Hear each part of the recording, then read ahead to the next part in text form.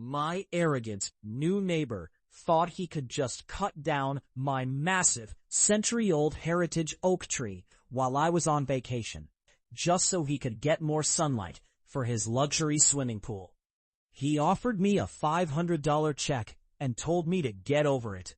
But he completely forgot about one of the most ruthless legal codes in America: tree law.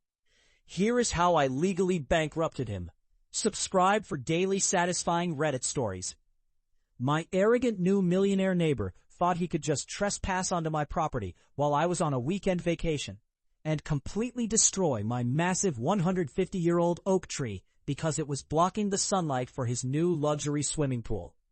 When I confronted him, he laughed in my face, threw a $500 check at my feet, and told me that suing him would cost more than a stupid piece of wood. But he completely underestimated the absolute ruthless power of American tree law. So, I took him to court and legally forced him to sell his brand new dream home just to pay me back. For some context, I am a 28-year-old guy, and I live in a quiet, older suburban neighborhood. A few years ago, I inherited a beautiful but modest house from my grandparents. The absolute pride and joy of the entire property was a massive 150-year-old heritage white oak tree in the backyard.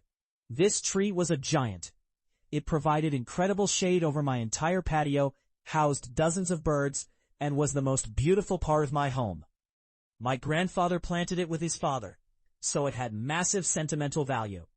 2 years ago, the house next door was bought by a guy we will call Richard. Richard is a wealthy, arrogant tech executive in his mid-40s.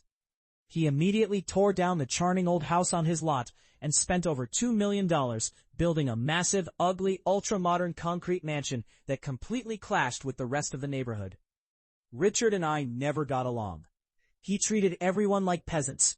But the real problem started when he decided to build a massive luxury infinity pool in his backyard. One Saturday morning, Richard marched over to my house and pounded on my door. He didn't say hello. He just pointed at my giant oak tree and said, "That tree casts a shadow directly over where my new pool is going to be from 2 p.m. to 5 p.m. It's ruining my property value. I have a crew coming on Monday to cut it down. I'll cover the cost." I stared at him in disbelief. "Richard, that tree is 150 years old, and it is 100% on my property. You are absolutely not cutting it down." He rolled his eyes. "Look, kid, I'll give you $2,000 cash right now for the inconvenience. Just take the money. It's just a stupid tree." I told him to get off my porch and never bring it up again, warning him that if anyone touched my tree, I would call the police. He glared at me, muttered that I was an idiot, and stormed off. I thought that was the end of it. I was so incredibly wrong. I went out of state for a 4-day fishing trip with my buddies. I left on a Thursday and came back late Sunday night. When I pulled into my driveway, I felt a pit in my stomach. The moonlight looked different. My backyard was too bright. I ran around to the back of my house and completely broke down. My beautiful century-old oak tree was gone. It wasn't just cut down. It was completely butchered.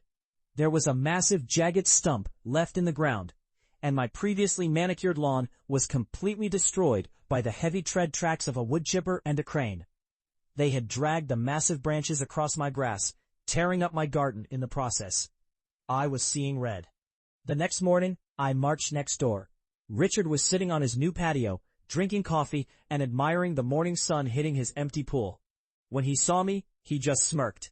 "Morning, neighbor. Looks a lot brighter over there, doesn't it? I did you a favor. That tree was a safety hazard waiting to fall on your roof." I was shaking with rage. "You trespassed on my property and destroyed my grandfather's tree. I am calling the cops." Richard laughed, reached into his pocket, and pulled out an envelope. He tossed it onto the grass between us. "There is a check for $500 in there. That's more than enough for some firewood. If you want, it's a civil matter. Sue me. My lawyers cost $1,000 an hour. You can't afford to fight me over a piece of wood." I didn't yell. I didn't scream. I just picked up the envelope, smiled at him, and said, "Okay, Richard, have it your way." I walked inside and immediately made 3 phone calls. The first was to the police, to file a formal report for trespassing and destruction of private property.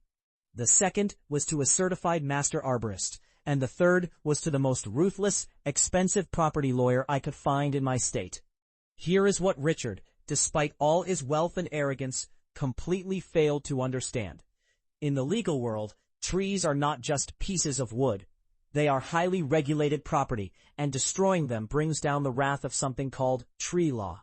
The master arborist came to my house and did a thorough evaluation of the stump, the roots, and old photographs of the tree. He wrote up a massive, official report. You see, you cannot just go to Home Depot and buy a 150-year-old heritage white oak.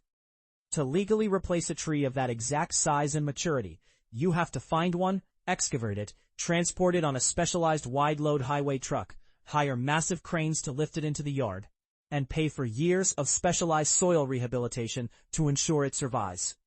The arborist officially valued my destroyed tree at $75,000. But it gets so much worse for Richard. In my state, if someone willfully and intentionally crosses your property line and destroys your timber, you are legally entitled to something called treble damages.